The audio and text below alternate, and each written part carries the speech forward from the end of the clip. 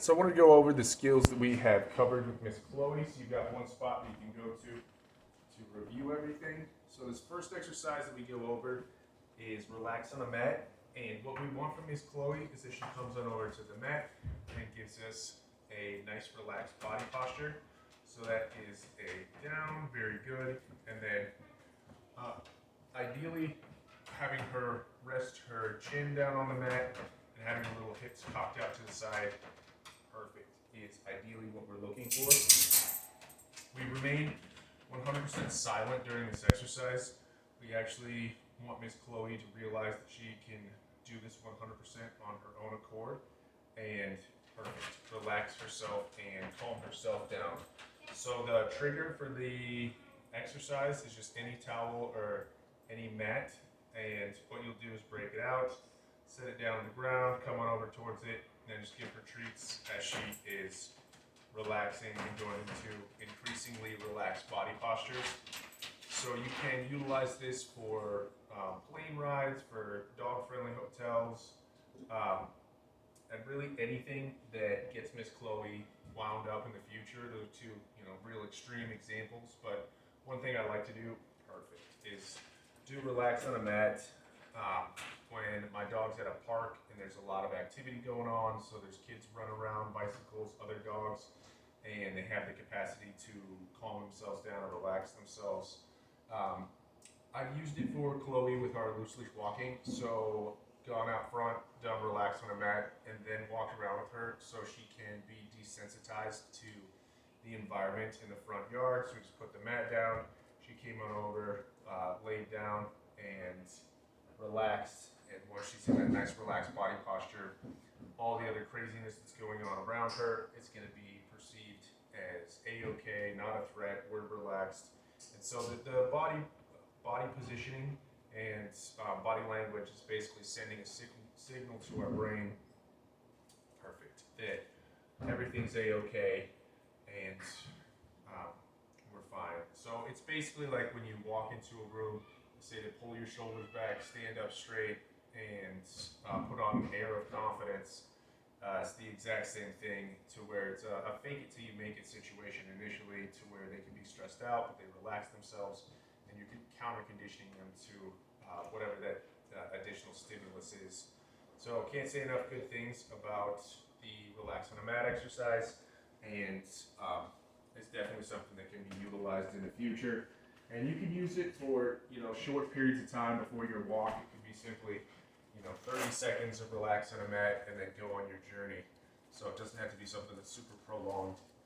Next, we're going to go over Chloe's name games. So we really want a strong name response. So I'm going to take a treat, drag it up towards my face, and say, Chloe. As soon as she makes eye contact, I'm going to click her that moment. Then I'll do it with no treats.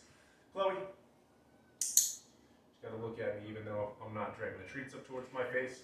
Then I'm going to take a treat over here, toss it on the ground. Chloe. Girl, she's got to lock back into me even though she's interested in that treat. And I'm going to take a treat and start working on some recall. Just Chloe, come. Good. And you can start to do some fun stuff. So you'll notice here we've got our, you can like walk around the corner, so you can like hide around a corner over here. Chloe, come. Good. And have her come find you. So I definitely encourage you to do some where she's just going off of an auditory response and has to come track you down. Chloe, sit. Chloe, down.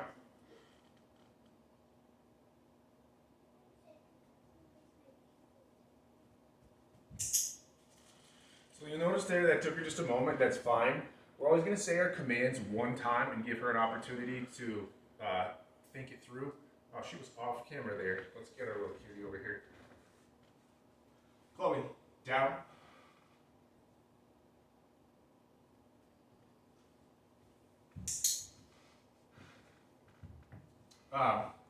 Chloe, stay.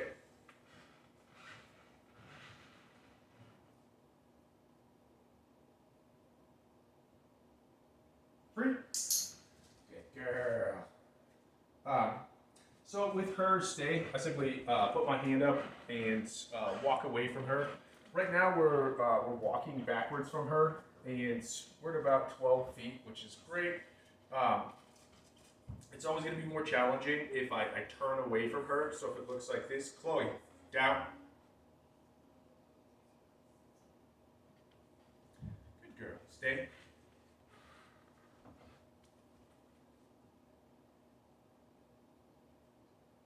Pretty. And so when you turn your back, as soon as you do that, it's going to be more challenging.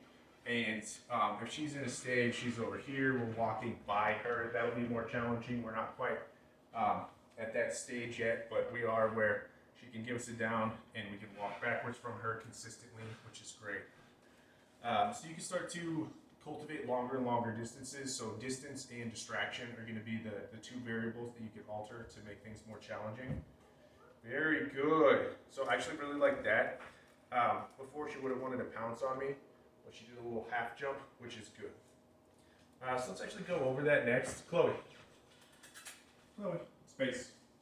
So this is our anti-jumping exercise. We retreat from the ground on this one. Chloe, space.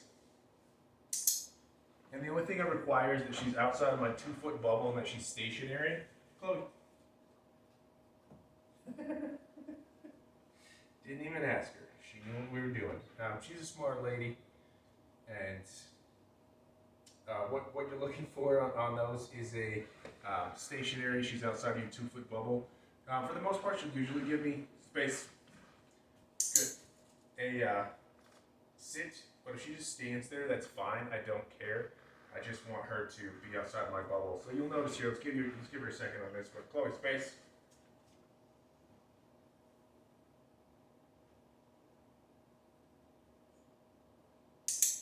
Criteria. I was going to say, usually she gives me a sit, so she's not giving me a sit right now, that's fine. I only want her to be outside of my bubble. It's actually what I was trying to demo there, but that's all well and good, that's fine. Chloe, touch. So a targeting exercise, I want Miss Chloe to be able to get herself positioned wherever you want her to be simply by putting your hand down. So targeting is a very beneficial exercise. I love to utilize it for loose leash walking. So it's an excellent skill set. And also anytime you're out in public and you just want your pup to get positioned exactly where you need her to be, you simply say touch.